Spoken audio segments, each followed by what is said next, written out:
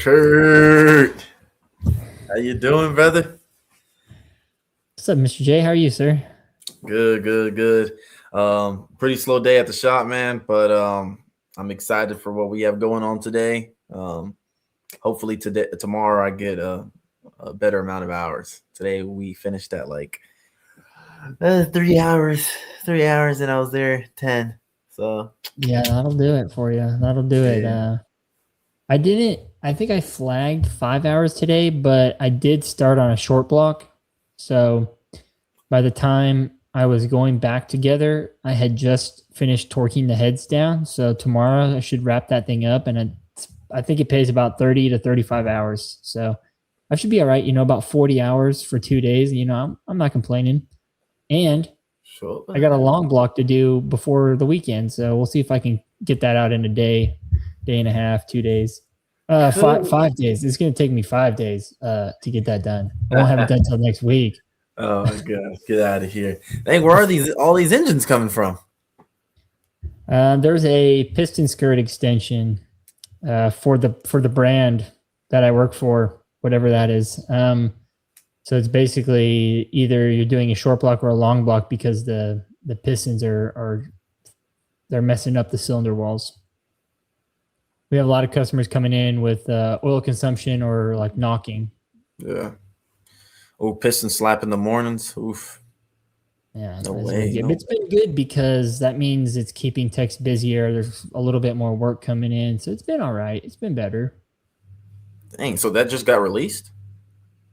We're just starting to see over the last month, we're starting to see those cars come in and those back order parts show up. So it's exciting times, but I don't think it's anywhere near as exciting as the conversation we're having. That's what I would say.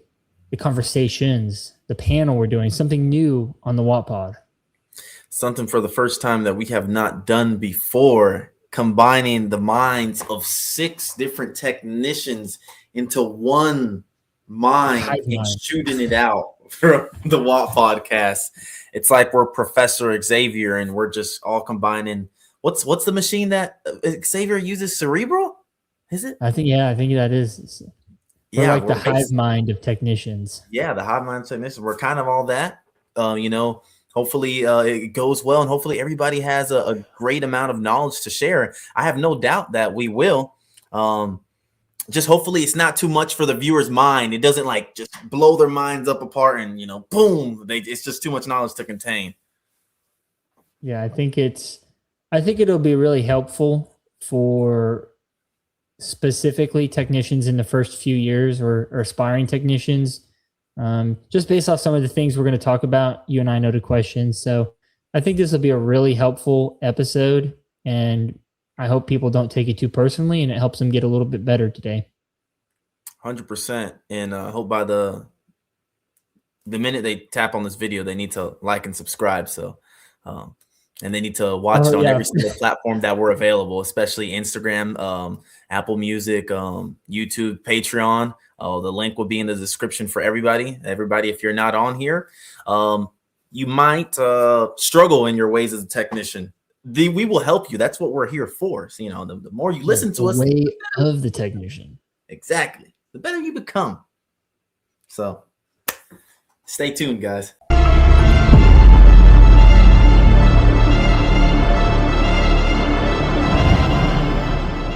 Welcome, ladies and gentlemen, to another episode of the WOT podcast, starring an Avengers Assembly level type podcast intro, starring 6 master technicians. This is the most I've ever seen in one location. We're not all together. We're on different parts of the globe, but we're all looking good and we're all looking swell. We're going to start off. Mike, you can go ahead and introduce yourself. How are you doing today, man? Good, sir. Hey, thank you for having me. My name's Mike. I'm a master Mercedes-Benz technician. I've been with the brand for 20 years, currently a shop foreman down in South Florida. And I'm happy to be here. South Florida. Wow, man, that's amazing. We're all over the globe, and you're a master technician. Thank you very much for being on here. Brett, you can go ahead and start and introduce yourself, man. How are you doing today? I'm doing good. I'm doing good. So, as you had said, my name is Brett. I'm over in Phoenix, Arizona, and I had a background in Mercedes for a couple of years, but I am McLaren Master Certified. So that's kind of where I'm at right now. I was at McLaren at two dealerships for about 4 or 5 years, but I'm at an independent shop right now. But I still got all my certifications and all that good fun stuff. Having fun. Always. That's high level right there. Nick, you can go ahead and introduce yourself, man. How are you doing? Doing good. Thank you for having me. I'm a master tech for 9 years at Toyota, but been in the automotive industry for about 14 years. And we're in Central Virginia. I started at South Florida. Now moved into Central Virginia, and it's been great so far. But yeah, thanks for having me, man. Absolutely. Yeah, we're gonna have to represent for Toyota because we're the only Toyota techs here. Looks like we got McLaren and Mercedes and Subaru and Audi, like little luxurious brands. Christopher, how you doing, man? Good, man. You know, we here, we live, baby. Master Tech Subaru. Been with the brand almost 7 years now. Master Tech for 5. Mike, me and you might be neighbors, baby. I'm in South Florida right now too. Started up in New York. Where you all at? know Curtis. Come on. That's funny. Crazy. Yeah, awesome. Well, we love that. I'm happy to have all of y'all here. We're kind of trying something new. I figure, we started the podcast and everyone was, kind of interested. They were like, hey, I want to have a conversation and talk about some of the things y'all are doing. I really love what Jay and I are doing. So it's happy to have y'all on and hopefully we can talk about some things that are, helpful in the industry, but also a little sensitive because, we've seen it anywhere from Jay. I think you probably have the least amount of time in the industry, but it goes up to about 15, 20 years here. So I think we've got a wide variety of experience in brands. I'm going to kind of go around and ask everyone a couple questions, and we're just going to rotate. Just start with you, Chris. I'm going to go right to the first question, and just when you earned your master certification, what are some skills that became important to you that weren't actually like mechanical skills? So I ain't gonna lie, Curtis, that was probably the hardest question out of the 5 to answer. For some reason, I don't know what it was about that one, but it took me a while to really break the question down. I would say probably like what I wrote down here. I said, just realizing how much what I put here. Critical thinking, man. Critical thinking is probably like number 1 because when you reach that level, now you looked at as like, a guy for answers, especially in that master tech, category. They kind of look at us like, oh, if I don't got the answer, he got the answer. But it's like, you realize like, first of all, you got to critically think about what the concern of the vehicle is. And then, using our resources, whether it be tech line or service manual. For Subaru, we got tech share where if a car comes in with a weird complaint, techs around the country put their input. Maybe they seen the problem, so it makes it. Subaru has it where it makes it kind of nationally. The information is there for us through the dealer, so we have access to every one of the technicians. Crazy fucking. I don't know if I can curse on here or not, but Yeah. we got access to all these problem cars or all these one-of problems, and I use that as a resource for myself. Where if I come into a car that may have me questioning stuff, I refer to those kind of resources. And that, I think, once you reach master status, you have to kind of figure out ways other than the obvious to kind of go about your repair. Yeah, absolutely. I think you bring up a good point of being able to kind of figure out the direction you need to go in a timely manner, so you're not losing time, you're not losing money. Right. Brett, I'm going to come to you next and ask you the same type of question. What are some skills that you've learned outside of mechanical stuff? You know, you're not currently in a dealership, but you're hands-on with some of the most expensive cars in the world. So what are some skills that you use on a daily basis that are useful? So I'm definitely going to have to go with interpersonal skills, just because I'm more, especially being with the clientele that I have. Not necessarily so much at the dealership level, where it was at, like, when I was at Mercedes, there's 35, 40 techs. Back when I was there, it wasn't necessarily like I was interacting with customers on a daily basis. I'd still get the customer every now and then that would want to come in and like see what I'm doing with their vehicle, kind of explain stuff to them. But I definitely have learned that over the time that I've gained experience, it helps to be able to, us technicians, we have a certain mindset. We might explain something to all of us here that we completely understand. However, if we get the customer that comes on in and was like, hey, we explain it like that to them, it could go straight over their heads. And it's kind of a fine line that you don't want to necessarily sound like you're questioning their intelligence. Like if you're telling them about like an in-depth repair when it comes to like all the small details like ohms, or like if you found resistance or like damage and why you found damage like that, you kind of have to not dumb it down, but simplify it to where if you're talking to a customer, put it on their level that it is good for everybody. So they're like, oh, okay, he knows what he's talking about. And I definitely feel comfortable with him doing the repair and continuing on with my vehicle. And I just feel that when you're in a very hustly kind of like environment where it's kind of go, go, go 24/7, you don't necessarily need or want to take the time to talk to customers like that. To me, I love interacting with customers. I just like talking to people. So if I'm able to talk to a customer in depth about their vehicle and like what I see, to me, I've grown into being able to have like vocabulary that they understand, that anybody could understand, but yet it still gets my point across, and it just makes the customer feel more comfortable with me touching their vehicle and continuing on with the repairs. And it's one of those skills that a lot of techs I don't think about in the industry, because they're all just like, let me just do what I do and like leave me alone kind of thing. Nothing wrong with that at all. Like getting stuff done, I'm all for it. But at the same time, like if you want to kind of get a relationship with your customer, which I think is very important in this industry and especially in the times now, you kind of have to close that gap of between customer and tech. Obviously, you have the service advisor who's going to do most of the communication, but I will always prefer one-on-one communication with the customer. Do I know all the prices and all that kind of stuff? Absolutely not. I'll be like, hey, I'm going to tell you, technically speaking, what I'm doing and what's going on. When it comes to quotes and estimates and all that kind of stuff, advisor. Like that's all.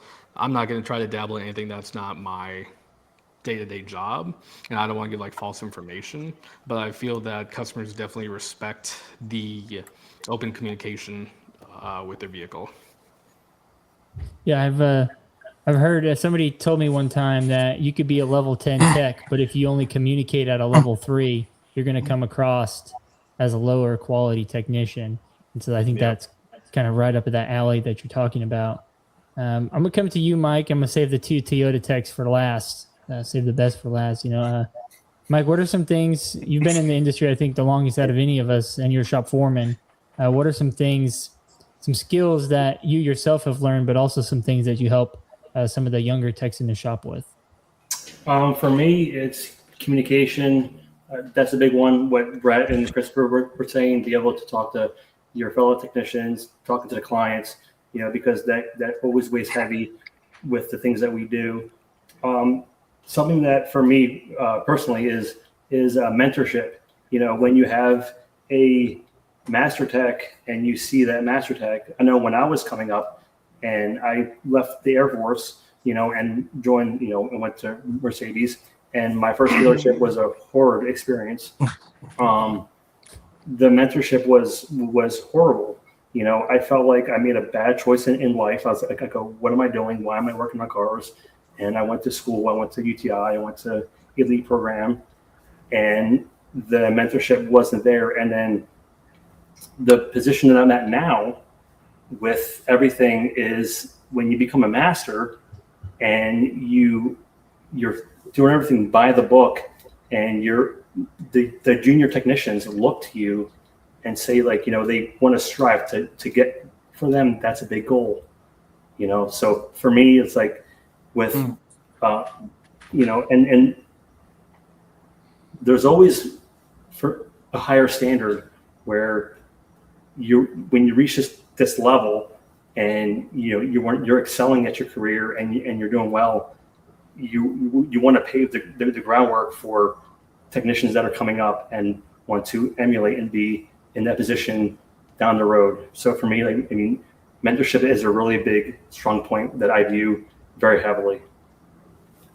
Yeah, absolutely. I 1,000% agree with you. I think being able to help and lead some of the younger techs and even just fellow technicians is a underrated skill, because it kind of helps you get better yourself. I know when I'm teaching somebody something and explaining it, I explain it and I'm like, wow, I didn't even realize it worked that way. But here I am explaining it to somebody else. By far, I think that's the biggest hang up from seasoned technicians to people coming into the industry now, is there's a huge disconnect, and there's no guidance on where they're going or what they're doing.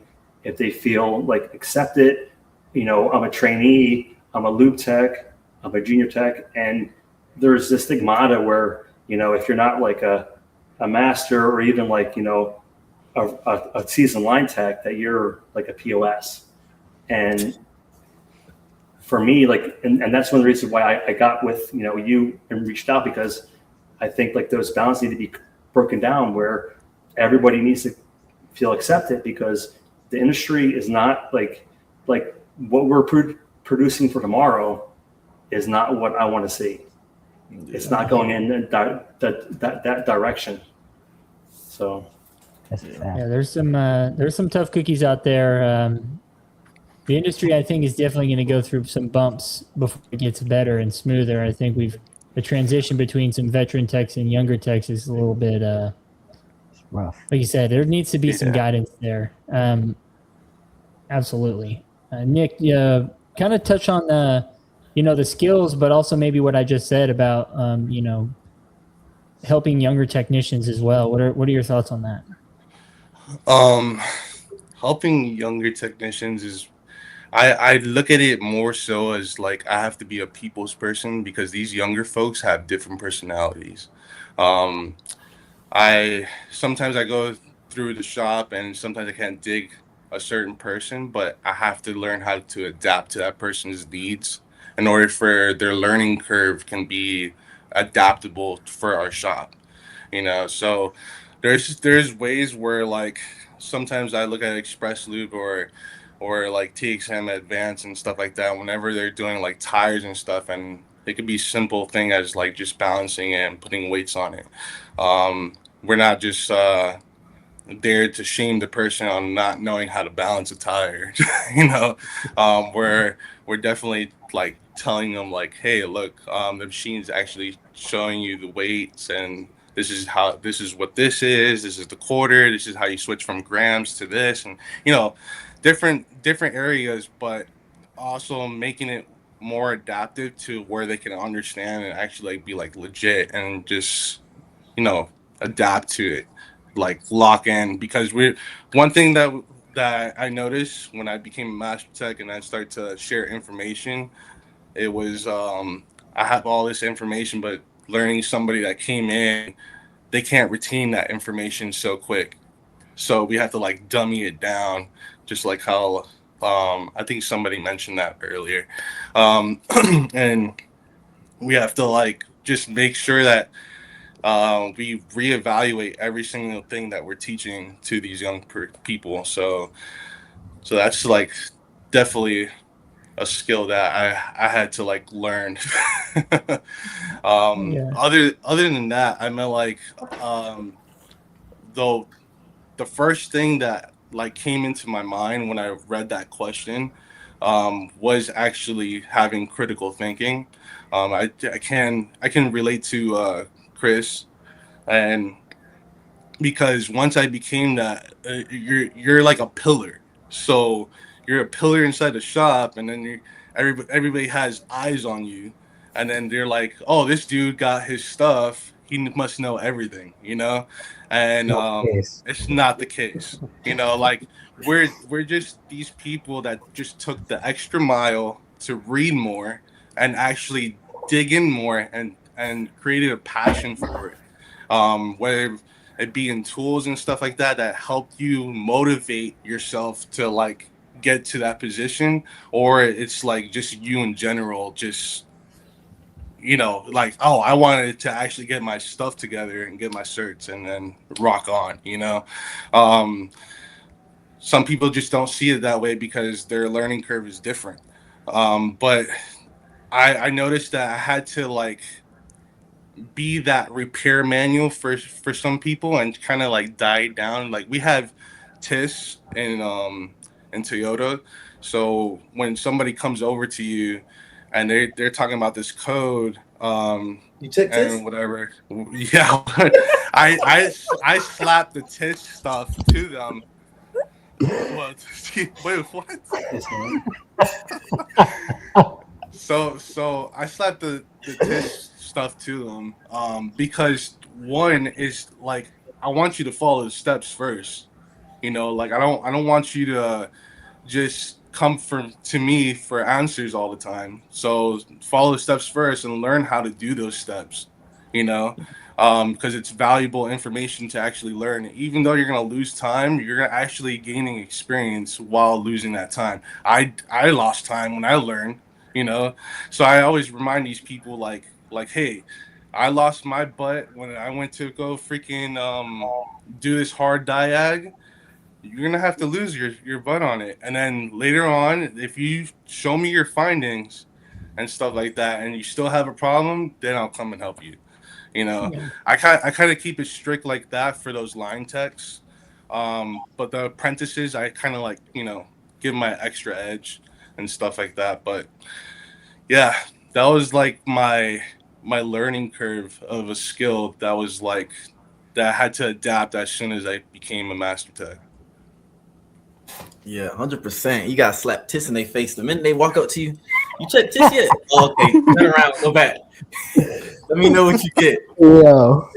But now on a real note, so basically communication, critical thinking, leadership skills, mentoring, those are all critical things every master tech needs and every master tech has seen be some of the most important things.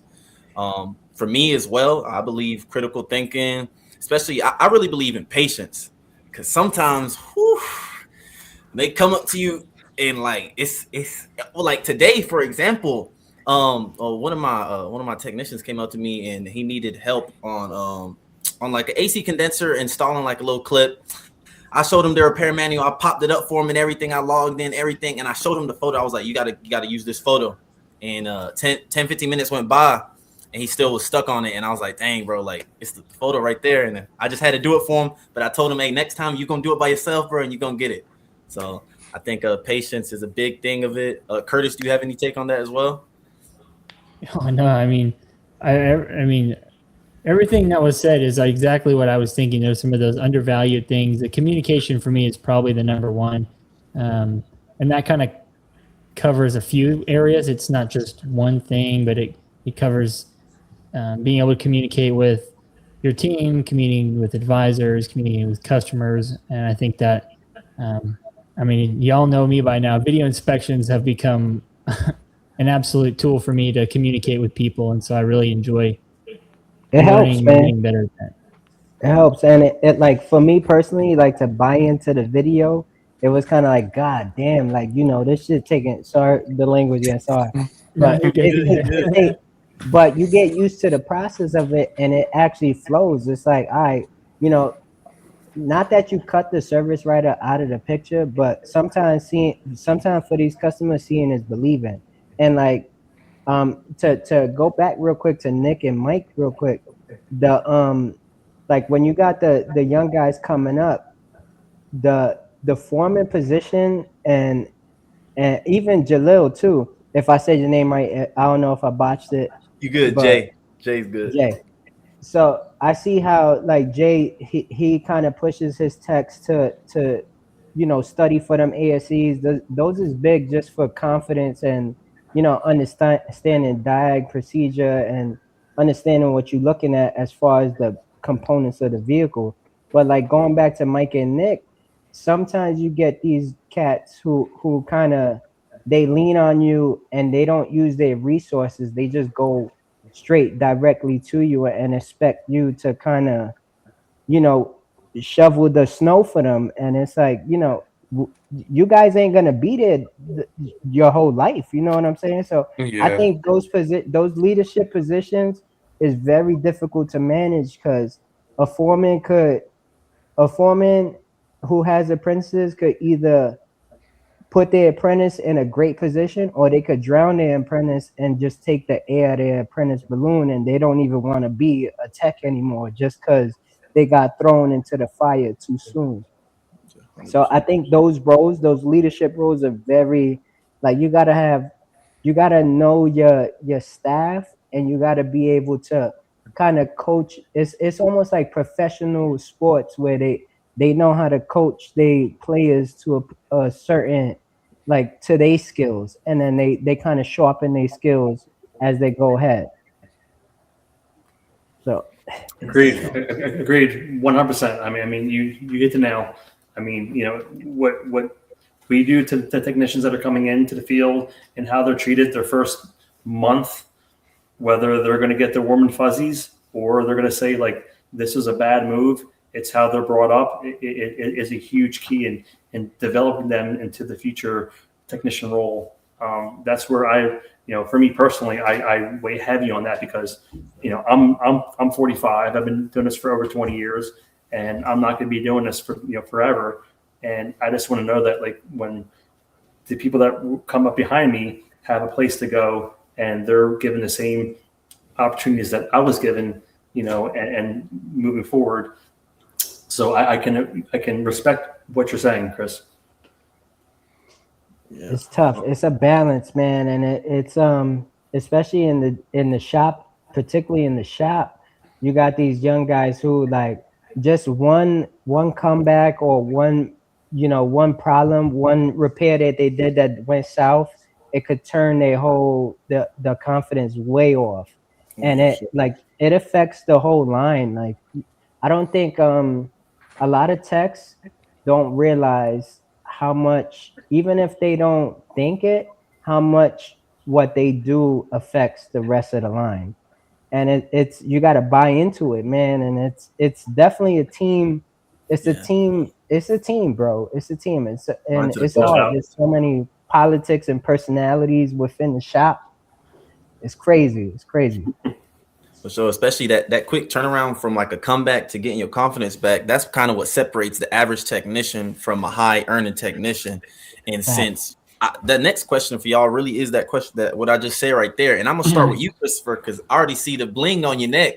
So I'm wondering what separates an average technician in today's day from a high earning technician from your point of view. I think for me personally, it's, you're not perfect. Nobody walking the path is. So don't be scared of the comebacks. Don't be negligent. There's a fine line between negligence and, just shit happens. Some cars is gonna come back. Some things I don't think a lot of technicians realize that we don't drive the cars as much as the customer. So what we might not catch on a 15 mile test drive, the customer takes that 30, 40 a week. It might, it happens, man. It happens to the best of us. But as long as it's not negligence, then you got a leg to stand on, whereas, it's not you being negligent. It's sometimes the car just kick, like you said, Jay, earlier. Cars kick ass sometimes, and Mike said it too, where you're gonna lose your butt on some cars.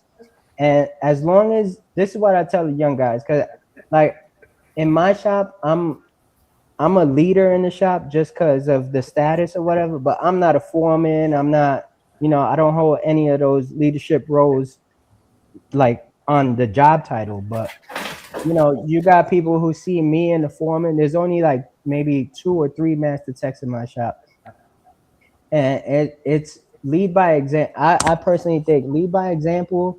Don't be afraid of the mistake. The mistakes is gonna happen, but don't be a bonehead neither. And I think that's where it is. Where if you make the mistake, if you continuously make the same mistake, bro, you got to think about what you're doing, bro. Read the manual or something. So, you know what I'm saying? Like, Chris, what you tell them is you. The old saying is with the repairs is the first time you do it, it'll cost you a shirt. Next time it'll buy you a suit. Yeah, bro. And that's the reality of like the business that we're in. I mean, everybody goes through these growing pains of learning and coming up, and you're going to mess stuff up. I mean, stuff happens. I mean, I remember when I was a junior tech, I broke more stuff than anybody, and it's part of the game, And I'm not above it neither. Like I go into repair sometimes. I had just today, I had a home run ticket, bro. Home run ticket, like 12-hour ticket. But I got stuck on one of the parts of the ticket. And, like you said, I don't know who said it, but somebody said, sometimes stuff happens and I had to walk away, take a break, walk away from the car, come back, recollect, and go get it. You know what I'm saying? Nobody's going to do the job for you. You got to go do the job. And thankfully, Mike, Nick, Jay, you guys are leadership roles where you're going to help these guys. But for the people that, like, for you guys, all the masters in here, we got to go figure it out. Like, you know what I'm saying? Like, sometimes it takes like you said, patience, walk away, gather yourself, whatever you got to do, gather yourself and go get it. You know what I'm saying? And it takes, I think that takes more, that's growing pains. Like Yeah. that's part of the job. Yeah, basically just learning over and over, being accountable for yourself as well, especially after you make mistakes. Brett, how would you say what would separate an average technician from a high earning technician nowadays? So I'm going to go with sacrifice. So as Mike kind of said it before, if you sacrifice your hours on a new warranty job this week, yeah, it's going to suck. 100%, there's no getting past that. Could be a 10-hour warranty job, but it takes you, with the modern day cars that we have, it could take you 20, 23 hours. There's no getting around that. That is absolutely terrible. But if you sacrifice your paycheck this week and you get the same job next week, it might take you 15 hours. If you get that same job again the week after that, it could take you 9 hours. So if you sacrifice kind of what you want in the future to be able to do anything and everything, I'm a firm believer that you kind of have to sacrifice your, whether it be patience, your insanity sometimes. I know we all have those days where it's like, give me a 28-gallon Red Bull, that might be enough to get me through the day. But if you go ahead, and I've always been huge on, if you do the hard stuff, you're going to get through it probably a little bit better than some other techs in their shop. If you're always the guy that goes, hey, let me try this new recall. I'm decent on hours this week, but I have a potential to learn one of the new recalls. Let me get ahead of the game. Let me sacrifice a couple more hours so I can go ahead and get this done under my belt. I know what everything's about. So that way, when they start coming back in and there's more of them, which there always is, you're one step ahead of everybody else. So you can kind of like, if you sacrifice now for a future, I just always think that that's what might, all the texts that you see that are like, oh, as some might say, like God level. Every dealership has one where it's like you have Mr. Tony that knows everything about Mercedes. You have Mr. Bill that knows everything about BMW. Like he can tell you the color wire on connector G49. It's because he was the guy that always did those hard tasks, and everybody else in the shop is like, oh, give me services, give me some easy stuff. Let me just make hours. But I feel like there's a lot of guys out there that do want to do the hard stuff. And I think that in the long run, that definitely pays off. Because after a good couple of years, if you do one new job a week that you've never done before, at the end of a year, you've done 52 new jobs on the car that I can guarantee you other techs in the shop might have only done like 10 or 12 that are just kind of Great just point. going with the whole just daily routine of it, just trying to make hours and all that good stuff. But if you take a look and just be like, hey, I want to sacrifice right now, put in some hard work, and at the end of the year, granted, every year there's more recalls and all that kind of stuff, so it's an endless game of playing catch up. But if you just stay on top of not shying away from that, at one point or another, you're gonna be the knowledge base on legs. Like you're gonna be like the go-to guy, but you're gonna have all that physical knowledge of how to do this. You have to do that connector with your hand way up there like that. You have to look this way, and then you can get it when nobody else could know that but you, because you sacrificed that one paycheck for 15 hours. You only made 5 hours, but now you know that job, and now it's in your data bank. 100%. The more sacrifice you put in, the better master of your own craft or of your manufacturer's craft you're going to be. I mean, I see it that way. And I've tried to, everybody in here in this panel has tried to take it that way. That's why we're here in the position we are today. So, I mean, as long as we keep on doing that, that's the way it's going to continue. And hopefully for any technician watching the podcast right now, hopefully you're going to do the same thing. Hopefully you're going to grab that warranty job tomorrow or whenever this video comes out. And you're going to, eat it. You're going to eat it. And then you're going to eat it again next week. And then you're going to eat it again. And then you're going to like chew it up like a better way next time. For sure. But Nick, what's your take on it? Dang, Brett like stole my word. He hit it on the head. Yeah, he hit it on the head. And, honestly, the only thing I would add is just the drive between the two. And where I'm going with it is more so of like, it's harder to like influence the person that's lower than you to get to where you're at because of difficult jobs and stuff like that. Like Chris was saying earlier, a lot of people get discouraged, and whether they make a mistake or whether they can't figure out the problem because they took too long, and they feel like all eyes are looking at them in the shop, and then like, oh man, that the gossip starts to happen and stuff like that. I think that's what like devalues like the motivation that a young person can have and try to make an impact and help the shop as a whole. Other than that, everything that Brett said is just exactly what I would say as well. So I have nothing else to add. Welcome. Yeah. Oh, that's funny. Yeah. Yeah, pretty much.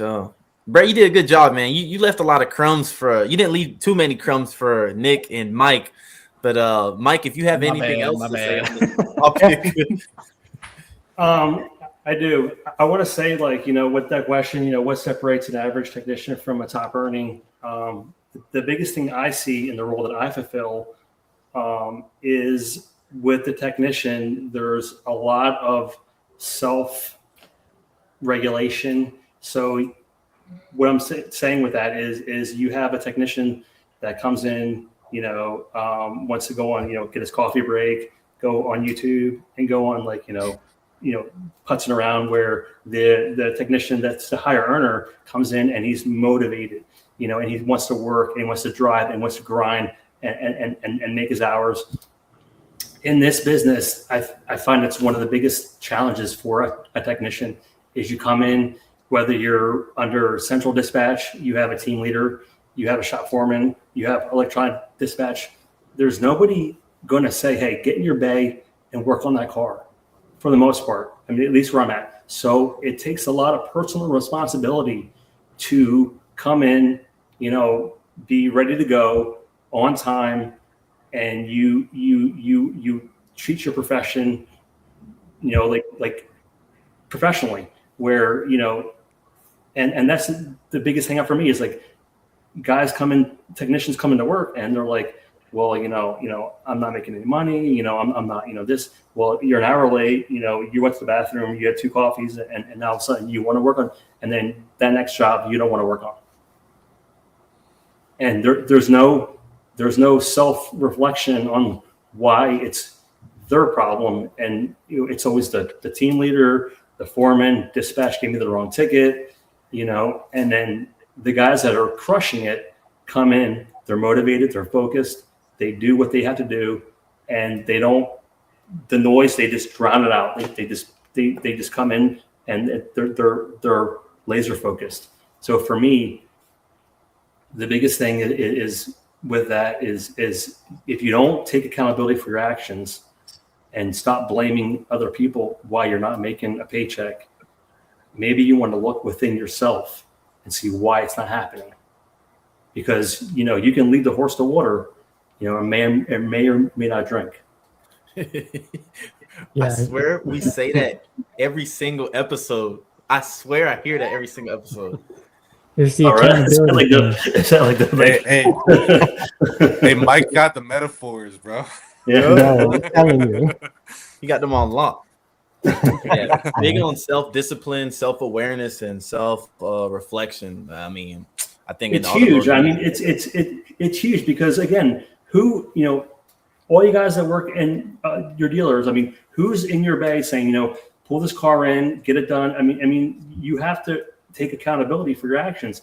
And if we're in an industry where, you know, if you disappear for 20 minutes or 30 minutes or an hour, you know, at the end of the day, who's really looking for you? You know, I deal with it every single day, you know, and I have team leaders that deal with it, and it's like, well, yes, you know, X, Y, Z, you know, so-and-so did this, X, Y, and then it's like the same people that complain about not progressing are the ones that are, you know, never in their bay, you know, actually producing.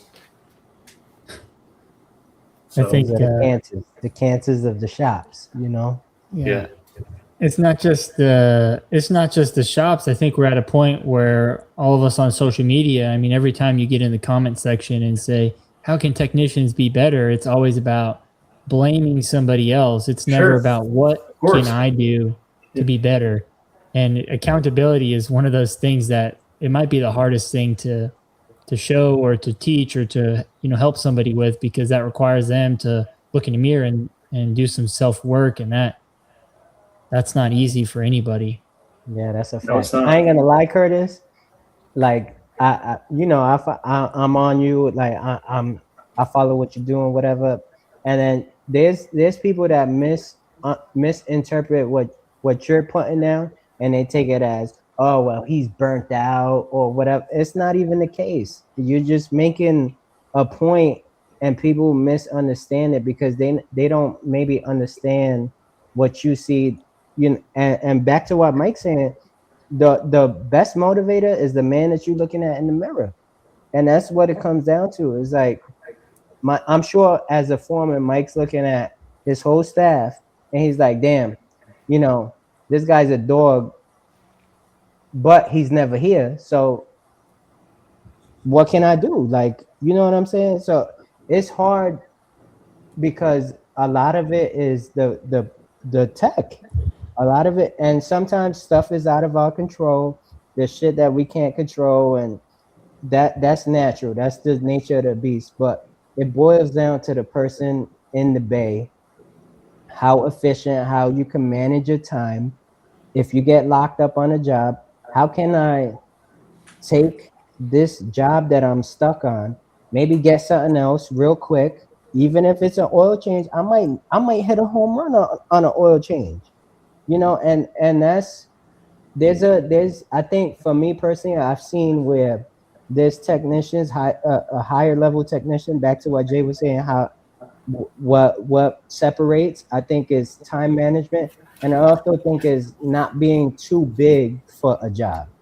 You know, a oil change could change your whole week.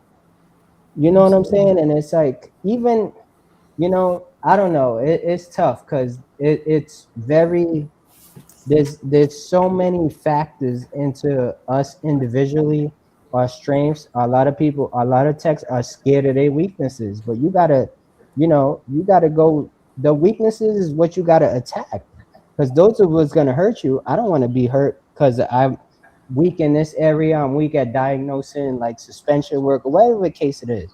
You know, that's what I want to get in early. I need those jobs early as soon as I hop in, so that way I got the majority of the day to figure that out. And then in between, I could get the gravy in between there or whatever. The recalls is easy money in my opinion.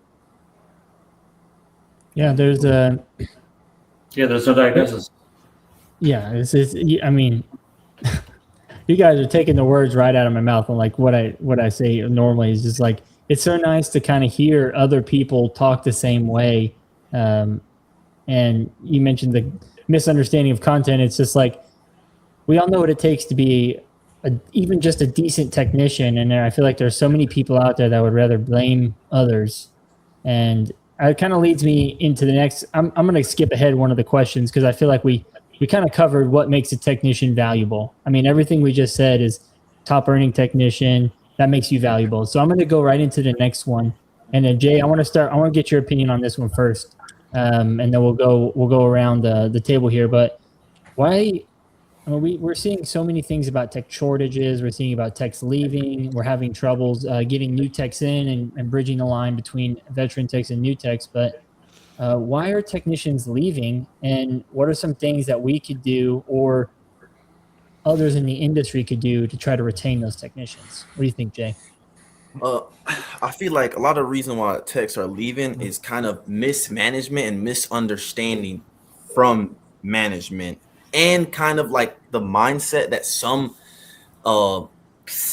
technicians kind of carry, like the guilt, like especially the blame, the way they blame stuff. Like, you can't blame a service manager for something that he really can't control. They don't. And I feel like the management isn't transparent enough with the technicians to help them understand why certain decisions are made. Like, if they're blocking people's raises or something, if they're doing something that's upsetting technicians, like a lot, I remember a while back, True Video or like video inspections were getting people mad and stuff, and like people were actually leaving because of that. They were like, "What the heck?" And so it's like, I mean, bro, if you just understand correctly, or you like explain to the technician correctly why we need this and why transparency from a customer to a technician is important, then I feel like they kind of understand why they're doing this. Now, obviously, everybody would like to get paid for certain things, and that's kind of iffy subject that I'm not going to touch on. But I feel like that's a big reason. Misunderstanding, lack of communication, lack of transparency between management and the technician, especially corporate level. And I feel like a way to kind of improve that aspect and to kind of keep technician retention is just people opening their mouths and actually saying what's on their mind and actually being transparent to each other and being kind in that way, not looking down on the technician just because I guess we're grease monkeys in a way or something, but actually looking at us and seeing what we do and the value that we bring to the dealership, and not throwing us as a back shop or something, but seeing the value we bring and kind of keeping us in the loop with big decisions that are made in the dealership. I think having a conversation.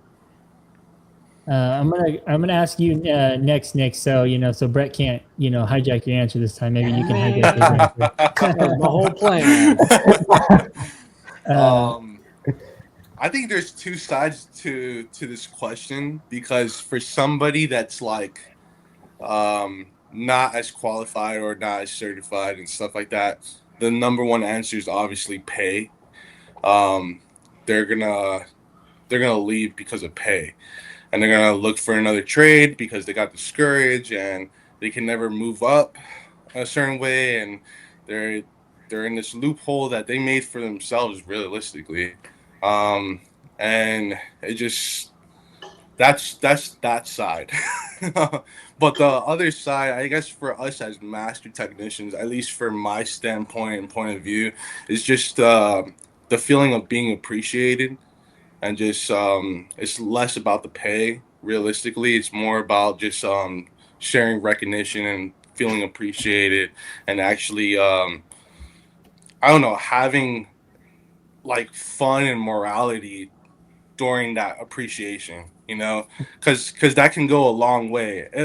Like literally, the last dealership that I was at, when I had a birthday and I didn't think that anybody recognized my birthday and all that stuff, my whole team, when I was team leader, got a bucket of Gatorade, made sure they got extra clothes from Walmart, dumped Gatorade on me, and like literally wished me a happy birthday. And bosses paid for my lunch and everything, and it was awesome, like, but that type of stuff is like what makes the work environment fun, but also makes this industry worth working for. I think it's more so of like, if you can get along with somebody and make that morality within the business and keep business, but like friendship and employees, like with extra level of like, morality, then it can go a long way. It's gonna make you want to stay in the industry longer. I've witnessed that for myself. So yeah, that's what I can say for that. Yeah, it's like a good culture, a culture that supports both sides, the professional side and the having fun within the business type of side. Yeah.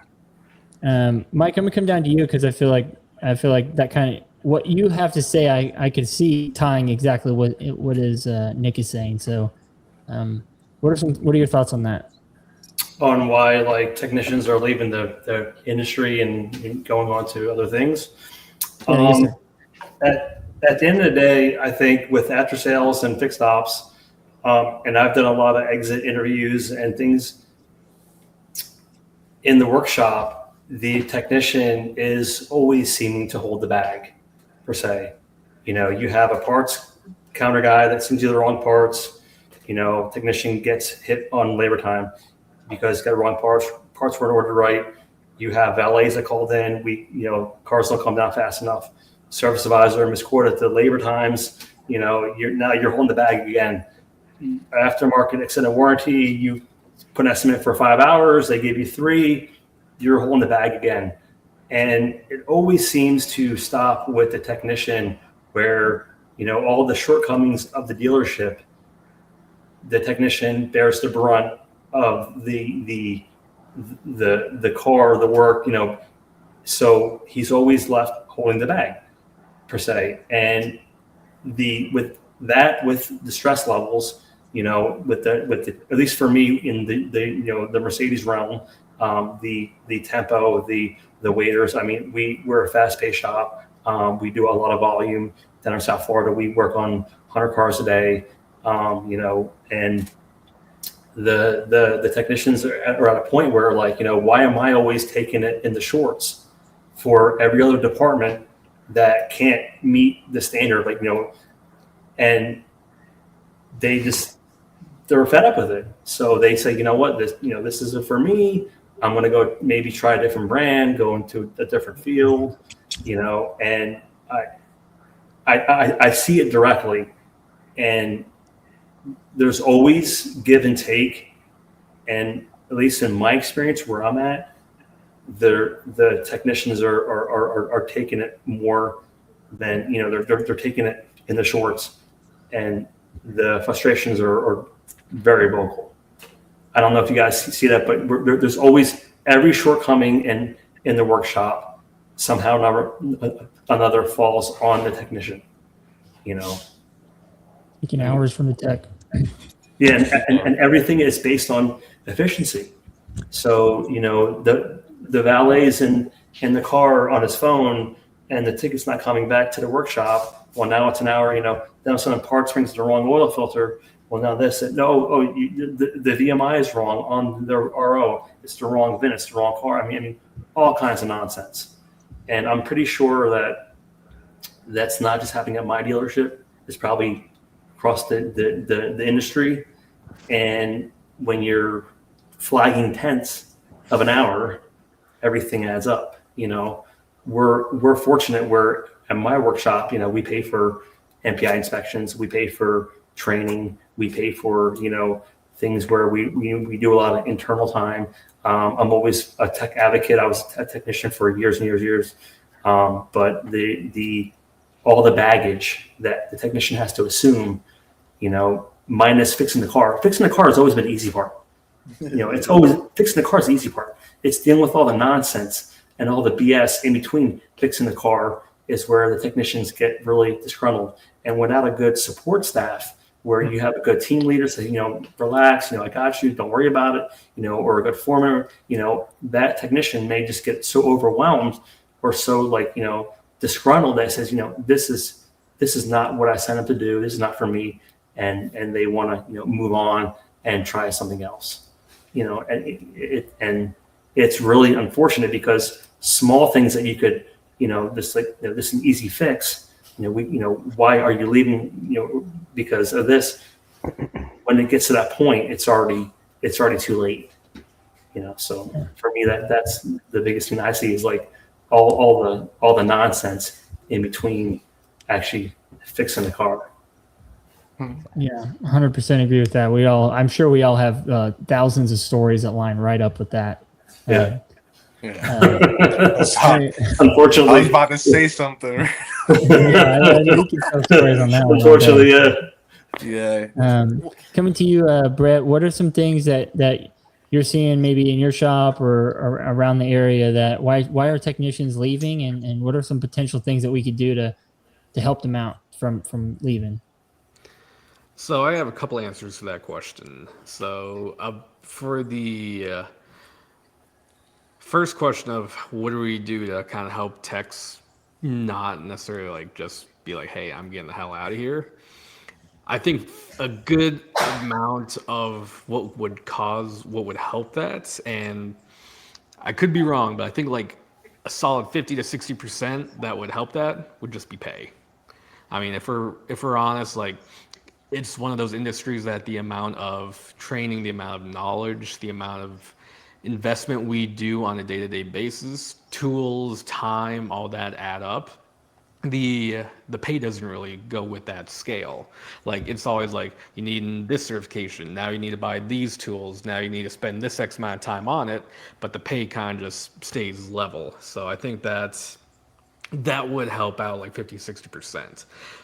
When it comes down to something else that's a little bit more in depth, when I was at McLaren Seattle, and I will never forget this, my service manager, every morning he'd walk into everybody's bay and personally say, good morning.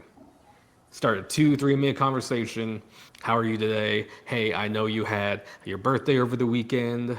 Tell me what you did. How's the family? Oh, hey, I saw you got a new car and you got a new bike. Where'd you get it from? Have you taken it out yet? Just actually making us feel not hey, I'm number 73. You're number 74. My name's Brett. I actually have I'm a person. And for him to come over every morning without skipping a beat before the morning meetings and just have a 2-3 minute conversation, I could have slept absolute trash the night before and be like, you know what? I had a Charlie horse in my leg. I could not sleep last night, but at least we got that off our chest and was like, hey, we might not be 100% today, but we're still going to give it a try. We were able to communicate that effectively, human to human. So to me, just that little thing that the manager did was just, I've never had that before at any other dealership. I'd always used to walk in. I might see the service manager once or twice a day with him walking through the shop, going into meetings or whatnot, just doing his busy agenda. And don't get me wrong, I know everybody's busy at a dealership. It's a constant go. But for the manager to stop by and talk to every one of the about 15 techs that we had and spend the first half hour, 45 minutes of his day to make sure that everybody's here, everybody's okay. That to me put me in a mindset of, okay, I'm gonna do it, give it my all today and tomorrow and the next day because you know what, he actually sees me and he kind of cares. And I'll also remember that when I forget the circumstance, but I think I was like 2 hours late and I hadn't communicated. I think I became sick or something. At about 25 minutes in, he calls me, and be like, "Hey, are you okay?" I'm like, "Yeah, no, I'm just going down the street getting some meds or something like that." He wasn't like, "You need to like text me and be like, hey, you need to tell me what's going on so we can tell the guys or whatnot." His first words were, "I was worried about you. You always show up on time." Like, it was not about me being an employee at that point in time. It was him coming to me and be like, "Hey, I noticed you were not here. You have a very good record of being here. I want to make sure everything is okay in your world. Like, putting work aside, are you okay as a person?" And to me, like all the little things that he does like that, I'll always remember that as it being just that one step or a couple of small things that he did made me want to stay and like made me want to give it my all, maybe put in a like a half a lunch instead of a full lunch, be like to get this car out because I know we have deadlines and all that kind of stuff. But just being able to actually be recognized as a human, like I think Nick was saying, that's like, hey, I'm a person, you know, like I'm not just here to crank out oil changes and all that kind of stuff. So to keep, I think that, in my opinion, would make a lot more techs happy just to walk through the door knowing they have somebody like that, waiting for them to be like, "Hey, I'm going to work. I'm not going to be bombarded like immediately. Be like, oh, shit's on fire. Like you have 3 waiters. You have to get this warranty done. Parts ordered the wrong part, and it's now on intergalactic back order." Be like, "Hey, how are you this morning? What kind of coffee do you have? Is that something new?" Like, I just want to see like making sure you're good, kind of thing. So to me, I think that would definitely play a big part when it comes to enticing people to become in the industry. I've always done something like when I was young, I remember walking on into I think it's like a pre-owned luxury exotic car dealership. And I will never forget, it was on my birthday and I was 12 years old. I walk on in just to look at the cars because I'm a car guy. I like looking at cool cars. I want to go see all the Lamborghinis, Ferraris, and all that kind of stuff. That's what I want to do on my weekends. So I had my mom drive me to this dealership 5 minutes down the street. I walk in. It was my birthday. I'm like, "Oh man, they got my favorite car here. It's some kind of Lamborghini at the time." And I'll never forget that one of the sales guys came up to me and said, "Hey, you got to get out. I don't want you here. You're gonna waste my time." I went home crying at 12 years old because I just wanted to see some cars. So I have a theory and philosophy now that anytime somebody comes in and like takes a look at like to see what I'm doing, whether it be if I'm on a giant job or just a service or whatnot, I never want to make anybody feel like that. And I will always take at least a couple minutes to talk to them about, "Hey, this is what's going on. Hey, you want to see the underside of a $1 million car that nobody really ever gets to take a look at," especially when it comes to young, like teenagers or whatnot. I'll be like, "I don't know really what I want to do in life. I think I like cars, but I'm not sure if wrenching's for me." I'm like, "Hey, watch me for 5-10 minutes. This is what I'm doing. This is all the cool stuff I get to do." And like, not many people get to see the underside of this kind of car.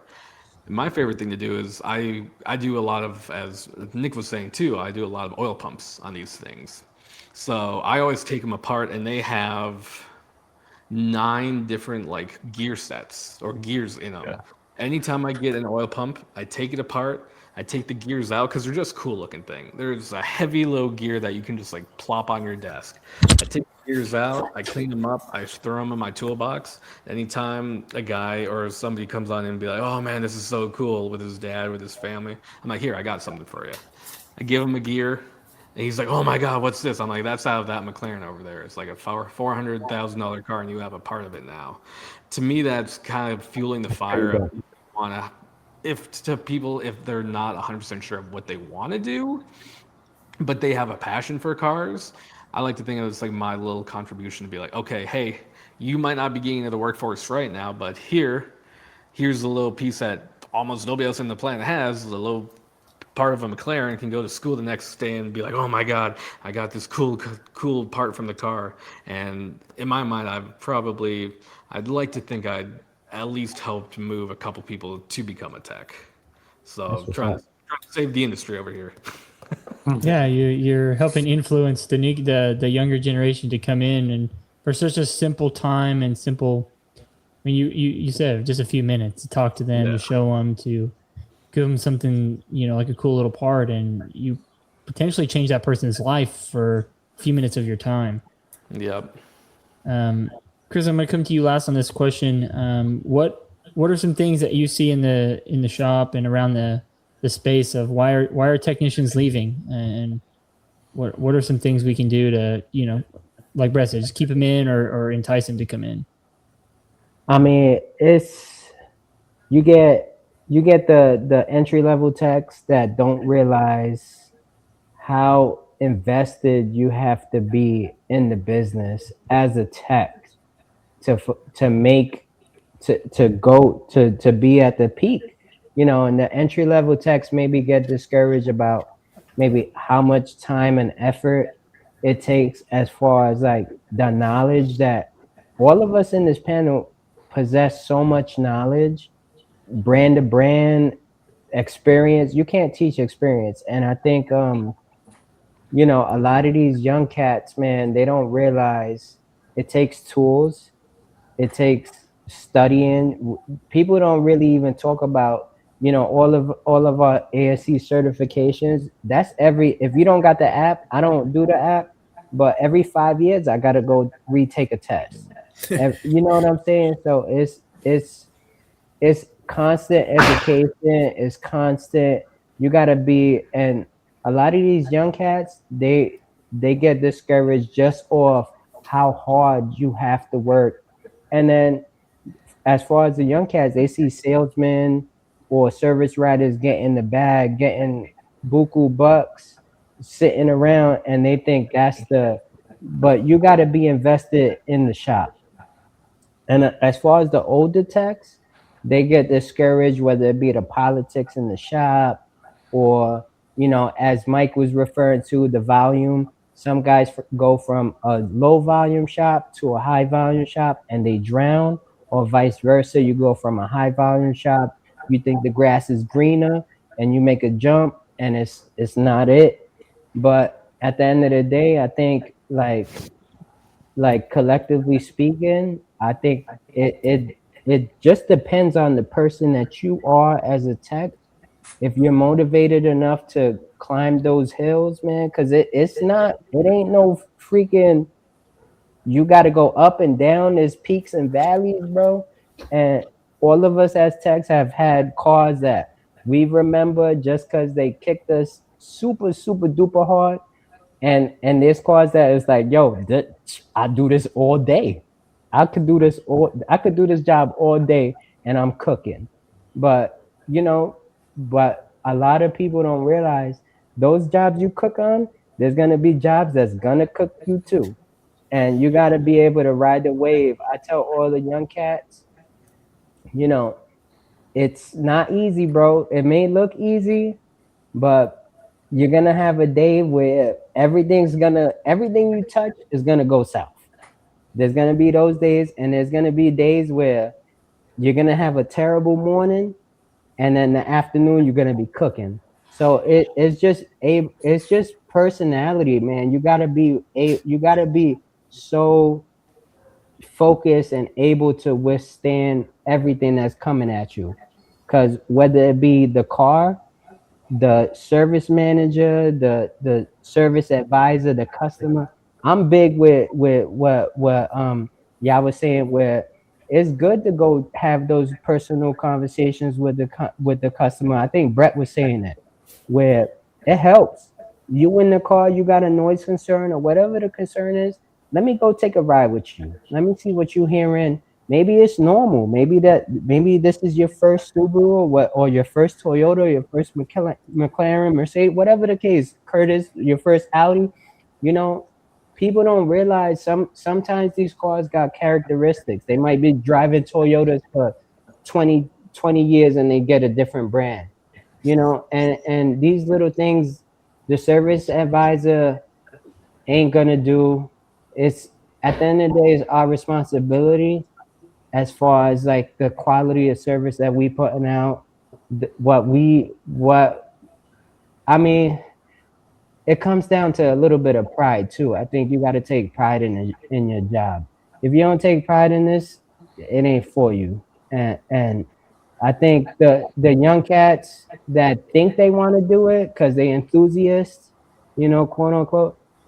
Sometimes the enthusiast, you get into it as an enthusiast, and it takes the air out of your balloon. You don't want to even look at a car after you clock out. And it's the facts, and it's tough out here as an industry for the people coming in because nobody wants to do it. Everybody is like thinking they could make the quick money and they could, but if you really apply yourself, man, and you take the test and you put yourself in just dive deep in it, you can make the money, man. The money's there to be made. You just gotta want to go get it. And I think if you don't want it, you're gonna drown. You're gonna want to get out. But if you invested and you really believe, like, you're gonna have 40-hour weeks, you're gonna have 60-hour weeks, hopefully 70, 80 and up. You gotta want to go get it. Like my goal for me always, I follow Jay too. He always on the wave check. I love the wave check, and his thing is 15 hours. I ain't gonna lie, he motivates me to go get 15 hours a day. If he could do it, why can't I? Type of deal. And it's just like finding whatever motivation you gotta find, whether it be competitive, and it's all respect. It ain't nothing like, oh, I'm better than you because I clock this many hours. Nah, it's just like it's competitive respect. It's like, all right, you're gonna go get 20 hours a day. I might not get that, but tomorrow I'm gonna be ahead of you. So it's just like, and I forget who said it, but the transparency too. Like, you got to be able to articulate yourself respectfully to your higher ups and let them know, like, if you're not happy with something, go tell somebody. It ain't not. I think people's, and this is generally speaking for jobs across the board, where it's okay to express yourself, bro. Go tell whoever you gotta tell that you're not happy, but do it respectfully, do it professionally. We do this for a living. We do this to feed our families, to do what we like to do when we're not working. So if I could tell, thankfully, I've always drawn a line with my bosses where it's like, this is what I expect. What do you expect from me? And if I could accomplish what your expectations are of me, this is what I expect to get out of that exchange. And you keep that professional, and the sky's the limit for all the young guys coming up. And hopefully the older guys could take that and realize, like, the balls in their court, they depend on us. The service team depends on us. That we the cogs of the dealer at the end of the day. And without us, the dealer, there's no dealer. It's a fucking, excuse the language, I'm sorry. It's a retail store without the service department. And we important, and I don't think a lot of your young guys and a lot of the old guys don't realize how much weight we hold as a community, as a service team, whatever the brand is. We hold so much value, bro, and it's across the board. And I think if the guys who don't feel that, they could get out, we could do without them. But the guys that we can motivate that are on the edge, bro, keep doing what you're doing, man. Just keep grinding. It's a grind. Not every day is gonna be a good day. And that's it, really. Can I just piggyback on what Chris said? Yeah, because you hit the nail on the head. After sales, the workshop has always been the bread and butter of every dealership. My dealer, we do 1.7 million a month gross in shop hours. We do 7,000 hours a month. You'd have to sell 5,000 cars a month to make what the dealership makes. But the average technician doesn't know anything about fixed ops or after sales to what their true value in the workshop is. I have, with Mercedes, I mean, what you said earlier, if you put your head to the grindstone, I have technicians in their early 30s that are making over 200,000 a year. They're crushing it. They're focused. They're there. They're motivated. And like, you hold the key to your success. And having a good mentor, a good a leadership staff, but you always hold the key to your development. When the technicians that woe is me, blame everybody, why they got a bad shake, they bring the negativity into the workshop. Those are the guys that are always having problems, having issues, and struggle. And then whenever somebody's doing well, they find ways to criticize and say, well, he's getting all the gravy tickets, he's XYZ. And it's like, instead of saying that, what are you doing minus complaining, where so-and-so is getting at it. And the guys that have unlocked that and figured it out, I've trained a lot of technicians. In my career, I've trained over 14 personally at my dealer now. And I always instill coming from the military, we had, things like, leadership was always key, and having, a path, having a set ways of doing things. And when you can get that going in the workshop, the guys and not everybody's going to make it, not everybody's going to be like this, super tech that's going to come out and turn, 150 hours of pay period, whatever. But the guys that really focus and keep their head down and keep the bullshit out of their life, they typically do well. Negativity is a huge virus, and it infects the shop. Me as a shop foreman, that is my biggest thing that I battle every day. I get to work, and it's not even 8 o'clock, and guys are like, complaining about the toilets, about, this, about the tickets, about the service advisor. We got 20 waiters already. It's like, dude, just fix the car. It's like, it's like, come on. It's like, I get the frustrations, but at some point, instead of being a glass half empty, maybe be half full for once, Right. and Right. your pay it'll come around. It'll reflect it. Mike, to piggy bank off you real quick, I say like what you were saying, but I think a lot of people get so worked up and want everybody else in the other bases doing. Focus, put the blinders on, bro. Ain't no need for neighborhood watch. You know what I'm saying? When I started with Mercedes years ago, I came in. I was an apprentice, and I became a line tech. I was a team leader for 13 years before I became shop foreman. But in my time when I was a line tech, I had another technician. It was slow. It was summer. Florida worked seasonal, so summertime we slow down. And I was grabbing every ticket that waiter, light bulb, flat tire, didn't care. Give it to me.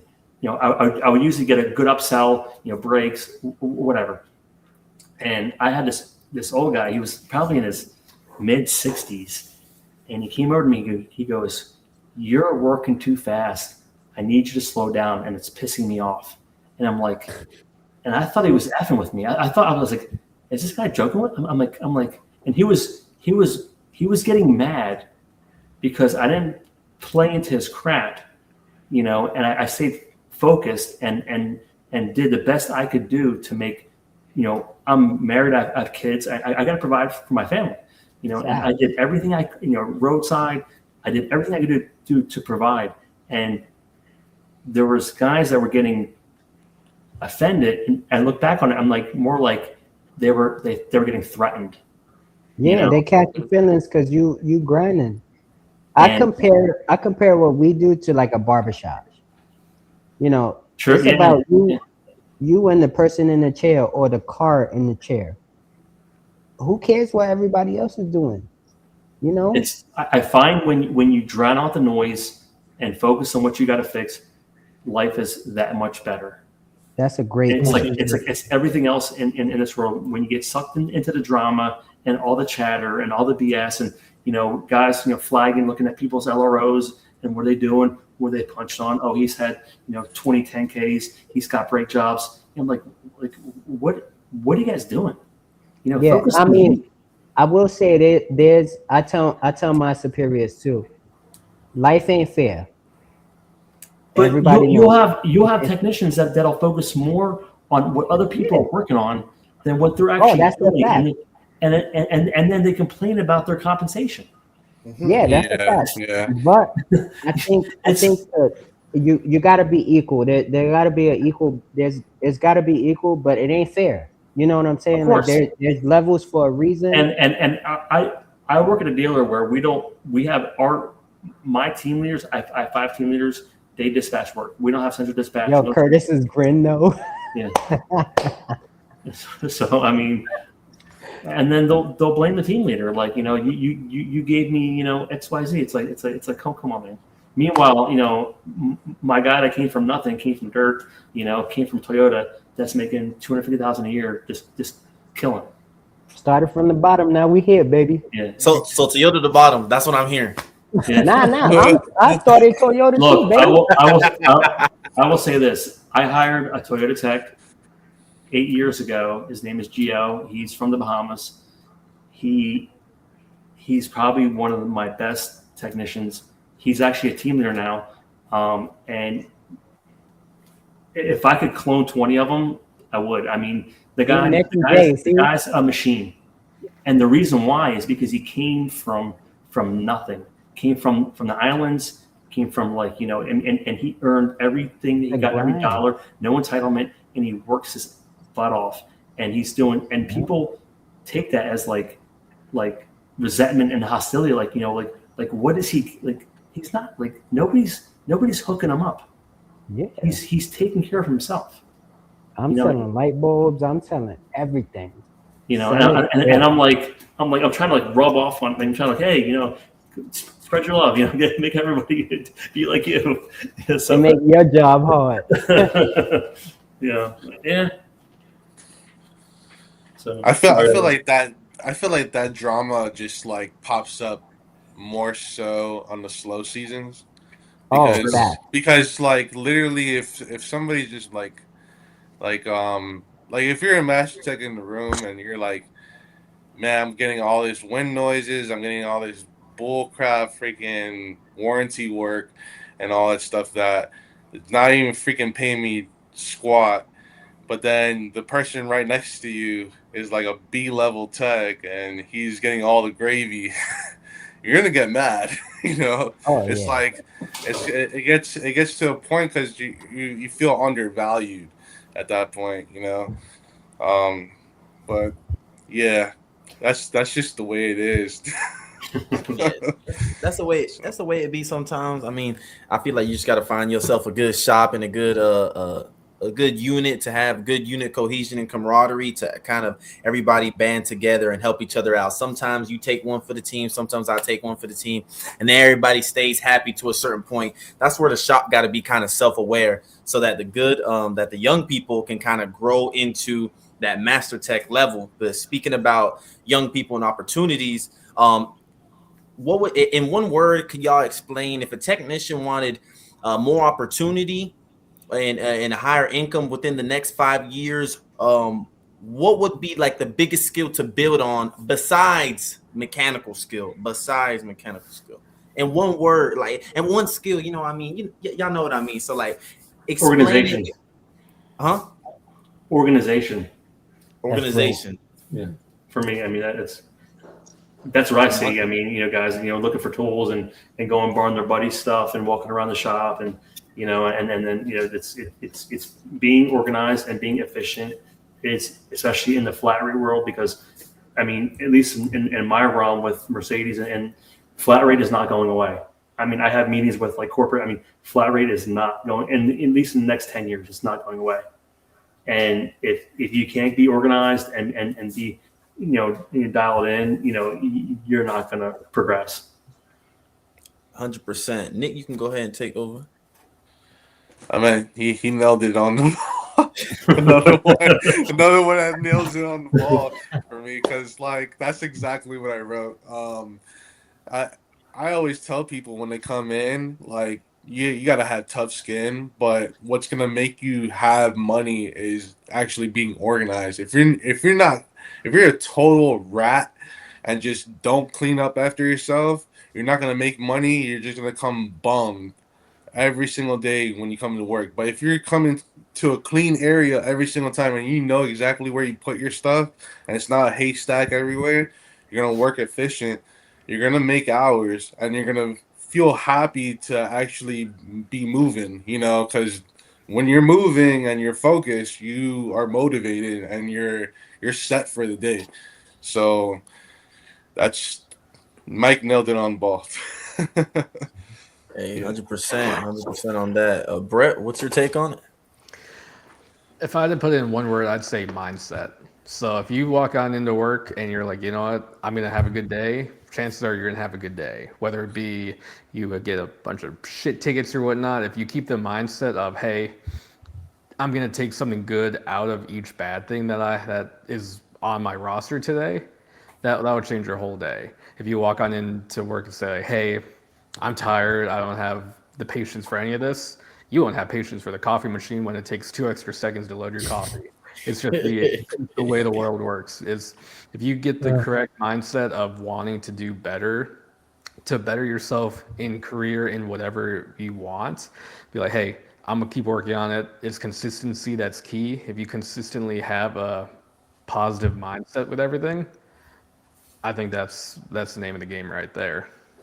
100%. So organization and mindset so far. Chris, what you got on it? I'm gonna cop out and say transparency. Y'all got all the good answers already. I think if you transparent, you let people know what it is, and you stick to your guns and hold yourself accountability. I would say accountability. Let me switch it up real quick. Accountability. If you take it on the chin, if it's on you, don't be afraid. It is what it is. Challenge. I mean, there's so many words. I can't put it in one word, Jay. I'm sorry. Nah, I got you, bro. I just wanted to see what word y'all come up with. But which each one, transparency, mindset, organization. I mean, yeah, I would go. I didn't even think about organization. I ain't gonna lie. I really thought about mindset, because I can relate with Brett on that one. Like if I go in, like no matter how many appointments we have in the day, if I go in thinking, bro, today I'm gonna turn 15, 20, like, and I really lock in for real, it's most likely gonna happen. Instead of like, sometimes I do go in, I'll be like, I'm gonna turn 13, and like midway through the day, I'm just like, yeah, I ain't gonna get 13. But if I keep that mindset, I keep grinding, I can definitely turn the flag some hours. Curtis, what would you add to it, man? I'm a big accountability guy. I think you need to have the humility to look in the mirror before you look out the window, and understand that it may not be something that you did. It may not be your fault, but how can you take the opportunity to reflect and to have put yourself in a better position for that situation, even if it's something that's completely out of your control. Yeah, accountability. I'm right there. Accountability is a big one for me. Can I say something else too with that, as far as like, with the 5 years, if they're not like, making, things happen. I mean, most people don't want to hear this, but like, if you're at a workshop, if you're the dealer and it's not working out, because in my experience, typically the OEMs are not usually the bad guy. It's usually like the workshop, the dealer, depending on like, how they run their operations. If, with everything, if you're an up and coming technician, or even like an entry level or a junior tech, if it's not working out and you're giving it your all and you're really trying, it may not be the right place for you. Even if you have to switch brands. I mean, and it's a hard thing to stomach, especially if you go through manufacturer training and you're bred that way. I mean, if things are not clicking, and you've given it your all, it may not be the place where you need to be, where, and I've seen firsthand where I've have technicians from other brands come over from Audi, BMW, Honda, and the first couple of years are the hardest. I always tell anybody that comes in that's hired, even out of like UTI, tech school drive program, and I think everybody would agree, the first 3 years of a technician are probably the hardest. If you can make it the first 3 years, I mean, you're going through like, with your colleagues, with your teammates, with your fellow employees, with the work, with the pay. You start off at $18 an hour and $19 an hour. Training. It's a rough life. If you can make it the first 3 years, and get over that hump, it's probably going to work out for you. But after that, if you're at that dealer and you're giving your all and it's not happening, it may be advisable to, look at something else. The industry is like, it's weird. You come in making $25,000 a year, and then 3 years later you're making $100,000 a year. It's kind of wild. But Mike, to jump off that real quick, I think a lot of people get stuck, especially younger guys. They try to emulate what the senior guys and the seasoned guys are doing, but I try to tell these young cats, like, take a little bit of whatever you got to take from each tech, whatever you like, the process that they do, make it your own. You know what I'm saying? Like, what I do, how I go about a repair may not be what you like to do, or steps that I take you may find a different way that works for you, that benefits you on your time, or whatever the case. You know what I'm saying? And I try to tell these guys, look at everybody. Look at what I do on a certain job and what XYZ does on a certain job, and make your own little gumbo, bro. Like, stir it up, spice it up, and you go and you make it, you craft it, you tailor it, and you sharpen it to how it works for you. Because at the end of the day, my hands can't touch your tools, and they won't touch your tools. And earlier we said about tools, borrowing tools, and my rule with the young guys is, if you got to borrow it twice, the third time you got to own it. You got to go buy it. And that, like, little things like that, coming from like a high volume store, and it's like you mold these guys like that, where it's like, I like you, man, like you my homie or whatever, but it's tough love, bro. And hard knocks makes a hard ass, and you gotta go get it. You know what I'm saying? And it's not for everybody, and this industry has a real good way of humbling a lot of people. Yeah, it's like Mike was saying, it might not be the shop for you, it might not be the brand for you, it might not even be the trade for you, but kind of realizing that at some point it's okay to start over, to start fresh somewhere else, because you're only doing yourself an injustice by sticking to it and hating your job and hating what you do, and that then snowballs into so many other things. And overall, I think very true. I think I just want to say thank you to all you guys for joining us this evening and talking with us and sharing so much insight. I mean, there was so much things here that, you took the words right out of my mouth, right out of my head, and said it even better. So I want to say thank you to each and every one of you for, talking with us, spending the time with us, and appreciate it. Yeah, thank you guys also, Brett, Yeah, Mike, thanks for having me. Jay, Curtis. You guys are doing great. I mean, let's keep turning them, baby. Yes, sir. Yeah, no, it was definitely fun, guys. I definitely had a good time. Yes, thank you. Yeah, thanks, man.